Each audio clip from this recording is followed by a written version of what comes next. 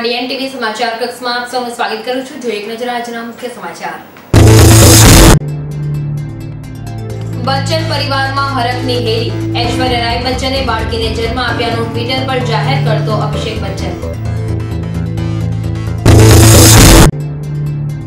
અલકાપુરી વિસ્તારમાં આવેલી બેંકના નાણાં ભરવા જતા યુવાનના હાથમાંથી ₹60,000ની બેગ ઝૂંટવીને ગઠિયા થયા પલાયન। લૂંટારોને ઝડપી પાડવા પોલીસના હવામાં બાચકા।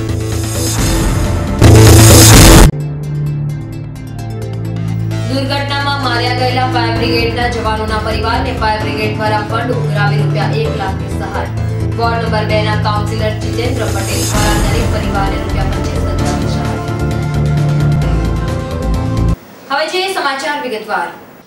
સદીના મહાનાયક અમિતાભ બચ્ચનની પુત્રવધુ ऐश्वर्या राय बच्चने આજે સવારે 10 વાગે સેવન હિલ્સ હોસ્પિટલમાં પુત્રી રત્નને જન્મ આપ્યો છે। ऐशे बाळकीने जन्म आपता बच्चन परिवाરમાં ખુશીનો માહોલ છવાઈ ગયો છે। ऐश्वर्या रायને સોમવારે રાત્રે હોસ્પિટલમાં દાખલ કરાઈ હતી। સૂત્રોના જણાવ્યા મુજબ હોસ્પિટલની અંદર અને બહાર સુરક્ષા વ્યવસ્થા સઘન બનાવવામાં આવી છે। શહેર પોલીસ તંત્રને હંફાવતી લૂંટારૂ ટોળકી દોડે દહાડે લૂંટ ચલાવીને ગાયબ થઈ જાય છે। પોલીસ તંત્ર માટે પડકારરૂપ બનેલી આ લૂંટારૂ ટોળકીએ આજે અલકાપુરી સ્થિત એક્સિસ બેંકમાં નાણાં ભરવા માટે ગયેલા યુવાનના હાથમાંથી ₹60,000 ભરેલી બેગ ઝૂંટવીને પલાયન થઈ જતા હાહાકાર મચી ગયો હતો। પ્રાપ્ત વિગતો અનુસાર અલકાપુરી ખાતે આવેલી એક્સિસ બેંકમાં આજે સવારે એક યુવાન બેગમાં ₹60,000 લઈને જતો હતો।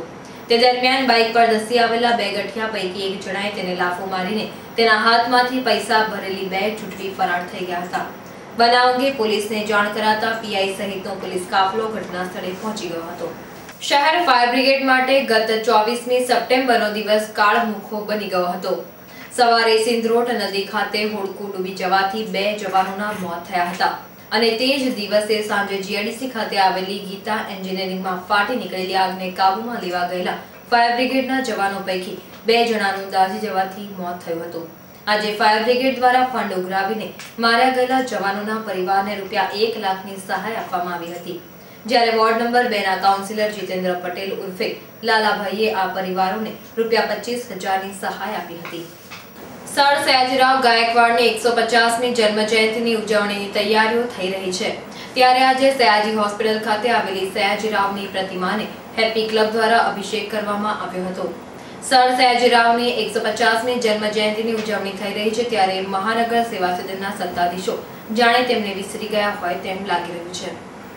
ગરીબી રેખા નીચે આવતા ખેત મજૂરોને ઇન્દિરા આવાસ યોજના હેઠળ સરકાર તરફથી ચૂકવવામાં આવતી સહાયનો ચેક આપવા માટે એક ખેત મજૂર પાસેથી ₹1,500ની લાંચ લેતા વાઘોડિયા તાલુકા પંચાયતના આસિસ્ટન્ટ એન્જિનિયરને ગતરોજ એસીબીએ રંગે હાથે ઝડપી પાડતા ખળભળાટ મચી ગયો હતો। ગરીબી રેખા નીચે આવતા ખેત મજૂરોને સરકાર તરફથી એક પ્લોટ અને તેના પર મકાન બાંધવા ₹45,000ની સહાય આપવામાં આવે છે, જેનો લાભ વાઘોડિયા તાલુકાના મોટા બરડા ગામે રહેતા કાંતિભાઈ વસાવાએ લીધો હતો। આ સહાયનો ચેક લેવા તેઓ વાઘોડિયા તાલુકા પંચાયતના આસિસ્ટન્ટ એન્જિનિયર બીએન ચંદ્રાત્રે પાસે ગયા હતા। ફાઇલ આગળ પહોંચાડવા તેમણે કાંતિભાઈ પાસે ₹2,000ની માંગણી કરી હતી। ગતરોજ કાંતિભાઈએ તાલુકા પંચાયતની બહાર છટકું ગોઠવ્યું હતું। દરમિયાન બપોરે 12 વાગે બીએન ચંદ્રાએ પોતાની ઓફિસમાં ₹1,500ની લાંચ લીધી હતી। તે પછી કાંતિભાઈએ ઇશારો કરતા એસીબીનો સ્ટાફે તેમના તરફ ધસી જઈને લાંચની રકમ સાથે રંગે હાથે ઝડપી પાડ્યો હતો। વડોદરા મ્યુઝિક કોલેજના સૂર હવે દેશભરની કોલેજોમાં ગુંજાતા થશે, કેમ કે તાજેતરમાં જ નેશનલ યુથ સોંગ, સદભાવના સોંગ અને એનએસએસ સોંગનું રેકોર્ડિંગ વડોદરામાં કરાયું છે અને તેમાં સ્વર મ્યુઝિક કોલેજના વિદ્યાર્થીઓ આપ્યો છે। તારીખ 18 થી તારીખ 19મી નવેમ્બરના રોજ દિલ્હીમાં યોજાનારા એક કાર્યક્રમમાં આ વિદ્યાર્થીઓ ભાગ લેવા જશે, જ્યાં 3 ગીતોની સીડીનું વિમોચન થશે। લાયન્સ ક્લબ ઓફ ગોરવા દ્વારા વિવિધ સેવાકીય પ્રવૃત્તિઓ કરાઈ છે, જેમાં ગોરજ મુનિ સેવા આશ્રમમાં સહાય, ગોરવા વિસ્તારમાં 7 પિકઅપ બસ સ્ટેન્ડ, પાણીની પરબો, અપંગ સહાય, નિરાધારને સહાય, ગરીબોને મફત ભોજન, વિવિધ મેડિકલ કેમ્પ જેવી સેવાકીય પ્રવૃત્તિ કરનાર લાયન્સ ક્લબની સ્થાપના ઈસવીસન 1970માં થઈ હતી। આ ક્લબના 100 વર્ષ પૂર્ણ થવાના આરે છે, ત્યારે લાયન્સ ક્લબના રમેશ પ્રજાપતિ દ્વારા કેલાલ અને જુનિયર કેલાલનો એક ચેરિટી શો રાખવામાં આવ્યો છે। શહેરમાં તરસાલી શાક માર્કેટ પાસે ગત રાત્રે બે જૂથો વચ્ચે થયેલી સશસ્ત્ર અથડામણમાં 6 શખ્સો ઘાયલ થયા હતા. બનાવ અંગે પોલીસે બંને પક્ષોની સામસામે મારામારીની ફરિયાદ નોંધીને તપાસ હાથ ધરી છે. પોલીસ સૂત્રોના જણાવ્યા અનુસાર તરસાલી ખાતે રહેતો ચંદ્રેશે ચકો, વિરાંગ, બટકો અને વિજય વિરુદ્ધ નોંધાવેલી ફરિયાદમાં પોતે દારૂના વેચાણનું શૂટિંગ કરીને લારી પર ઊભો હતો ત્યારે મારક હથિયારો સાથે ધસી આવેલા ટોળાએ હુમલો કર્યો હતો, જેમાં ચંદ્રેશની સોનાની ચેન તૂટી ગઈ હતી. સામા પક્ષે ભાલિયાપુરા ગામમાં રહેતો શંકર ઠાકરડા, તેના મિત્ર ફતેહસિંહ અને વિહંગ સાથે તરસાલી શાક માર્કેટ પાસે ચાઇનીઝ ખાવા ગયા હતા, જ્યાં નાણાં બાબતે તકરાર થઈ હતી, જેને લઈને ચંદ્રેશ કહાર, તેનો ભાઈ તથા રવિ મદ્રાસીએ હોકી વડે હુમલો કર્યો હતો, જેમાં ફતેહસિંહની સોનાની ચેન તેમજ લક્કી અને શંકરની ચેન પડી ગઈ હતી. બનાવ અંગે મકરપુરા પોલીસે સામસામા પક્ષે ફરિયાદ નોંધીને વધુ તપાસ હાથ ધરી છે. વડોદરા મહાનગર સેવા સદન દ્વારા સ્ટેશન વિસ્તારમાં આવેલા મહેફિલ નામના ઢાબાને સીલ મારવામાં આવ્યું હતું, પરંતુ આ ઢાબાના માલિકોએ સીલ તોડીને ફરી હોટલ ધમધમતી કરી દીધી હતી. આજે મ્યુનિસિપલ કમિશનર અશ્વિની કુમારના આદેશથી સેવા સદનની ટીમે સ્થળ પર ધસી જઈને હોટલમાં ફરી એકવાર સીલ મારીને હોટલના માલિકને નોટિસ ફટકારી હતી. મંગળ બજાર પાસે આવેલી ઓક્ટ્રોય ઓફિસ પાસેની વીજ કંપનીની પેનલમાં અચાનક આગ ફાટી નીકળી હતી. બનાવની જાણ ફાયર બ્રિગેડને કરાતા તાત્કાલિક ઘટના સ્થળે પહોંચીને લાશ્કરોએ આગને કાબૂમાં લીધી હતી.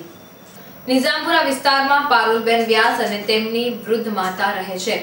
થોડા દિવસ અગાઉ તેમને રાજેશ મિસ્ત્રી નામના વ્યક્તિ સાથે પરિચય થયો હતો. નવરાત્રીના અરસામાં રાજેશ મિસ્ત્રીએ પારુલબેનને સોનાના દાગીના લાલ કપડામાં મૂકી દેવ દિવાળી સુધી પૂજા કરશો તો તમારું લગ્ન થઈ જશે તેવી સલાહ આપી હતી, જેથી પારુલબેન લાલ કપડામાં 10 તોલા સોનાના દાગીના મૂક્યા હતા. દરમિયાન રાજેશ મિસ્ત્રીએ પારુલબેનના ઘરે આવીને તેમની નજર ચૂકાવી સોનાના દાગીના લઈ નકલી દાગીના પોટલીમાં મૂકી ફરાર થઈ ગયો હતો. નિયત સરકારી પરવાના વિના ઓર્થોપેડિક સાધનોનું ઉત્પાદન કરવાના ગુનામાં સંડોવાયેલા કંપનીના સંચાલક દંપતી પૈકીની મુંબઈ સ્થિત મહિલા સંચાલકની માંજલપુર પોલીસે અટકાયત કરી હતી.